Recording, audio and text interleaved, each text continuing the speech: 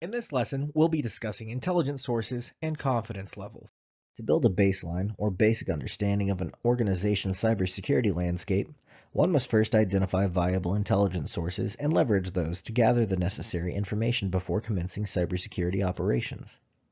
The Office of the Director of National Intelligence recognizes 6 basic intelligence sources, 5 of which aren't generally available for public use, at least not without payment, specialized equipment, or services. These are imagery intelligence, or IMINT. This can come from any type of imagery generated by a variety of different means. Another is measurement and signature intelligence, or MASINT. This is the gathering of information from nuclear, optical, RF, acoustic, seismic, and many more sources from a specific area to better identify, correlate, and corroborate targets. Human intelligence, or HUMINT, while stigmatized as being composed primarily of espionage and other clandestine activities, is actually mostly gathered through debriefing, interviews, and interrogations. This is the oldest and arguably one of the least reliable intelligence sources. HUMINT, when improperly gathered, has, in the past, led to coercive tactics.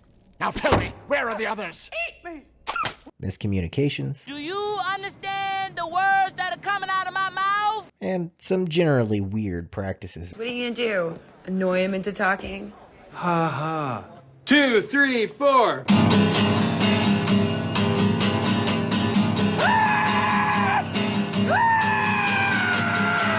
Didn't work. Geospatial intelligence, or GEOINT, is the analysis of security-related activities on the Earth itself.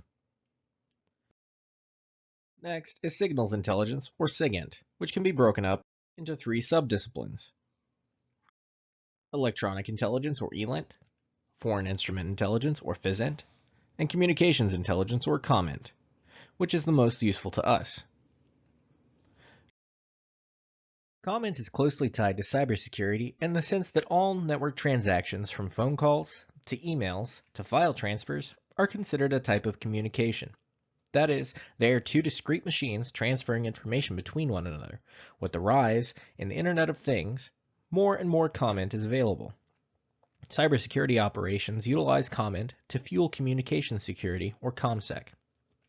Implementing COMINT techniques and strategies is likely to be one of the most useful tools on a cybersecurity analyst's belt, because this source generally confers the most comprehensive and reliable intelligence for the fact that there is little room for human error in generating the raw information from which the intelligence is formed. These 5 sources generally are tapped by proprietary intelligence solutions. Private companies and governments devote large amounts of resources to creating their own tools for collecting intelligence. They sometimes offer this as a paid service, which they've developed from their own research. Here are a few examples. However, in the last couple decades, a shift in the paradigm of intelligence has taken place. Before the advent of the World Wide Web, the vast majority of the world's information was on private or government systems, but that is no longer the case.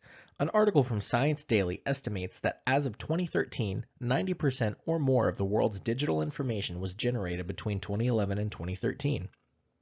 Big data has become a potent source of information thanks primarily to social media. Now, most of the world's information is publicly available. This has led to a drastic uptick in the importance of non-traditional collection of openly available intelligence. Open source intelligence, or OSINT, is just that. It is any intelligence that can be gathered by practically anyone at any time via the internet, or other publicly available means. When it comes to the exam, we'll be focusing on the distinction between OSINT and proprietary intel, not so much the other 5 DNI recognized sources. Especially when it comes to OSINT, it is important to look at one's security posture from the standpoints of both defender and attacker. As a defender, one should be aware of current threats. Here are a few examples of databases and services that are openly available to keep yourself availed of such threats. From an attacker's vantage, consider what might expose your organization to OSINT collection.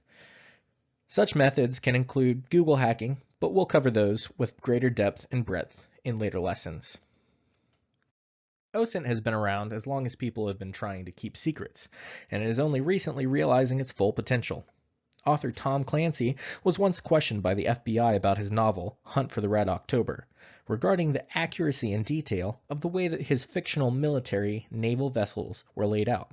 In reality, he'd never stepped foot on a government ship, and simply used logic along with publicly available information to construct what he thought was the most realistic depiction.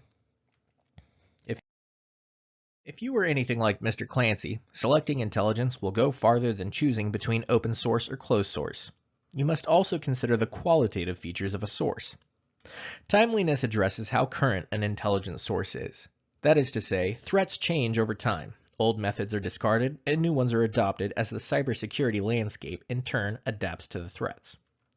Relevancy addresses whether or not the intelligence is applicable to a given use case.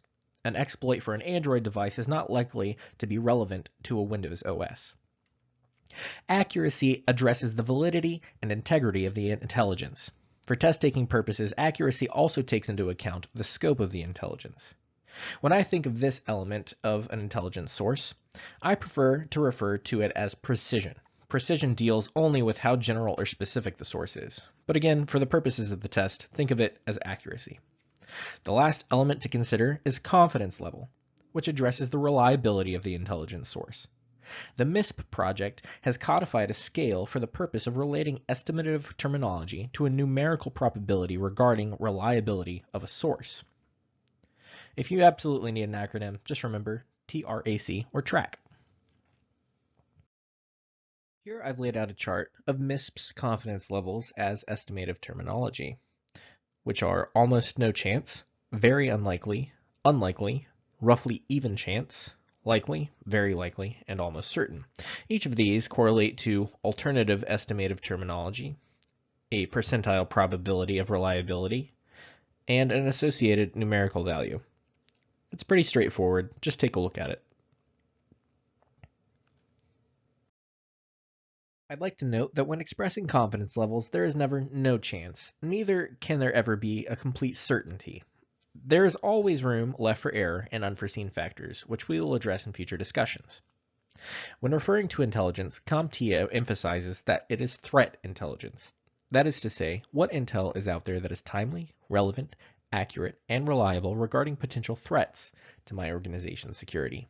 However, when taking a holistic look at security posture, remember to look at your organization through the lens of an attacker and how they might view intelligence. Thinking about how you might subvert your own security will grant you some important insights. This concludes our lesson on intelligence sources and confidence levels. If you'd like to review the terms from CompTIA's test objectives that were covered in this lesson, clicking the link in the top left of the screen will take you to a set of flashcards on Quizlet. The link in the middle of the screen will take you to a Discord channel where you can discuss the material and ask questions. If you found this useful, informative, or remotely entertaining, please subscribe and tell your friends about my channel. If you really liked it, click the link in the top right. That'll take you to my Patreon, where you can contribute to the work I'm doing here. In the next lesson, we'll start talking about threat actors, threat classifications, and how our intelligence sources tie into helping identify what is of greatest concern. Until next time, I wish you smooth studies and successful certifications.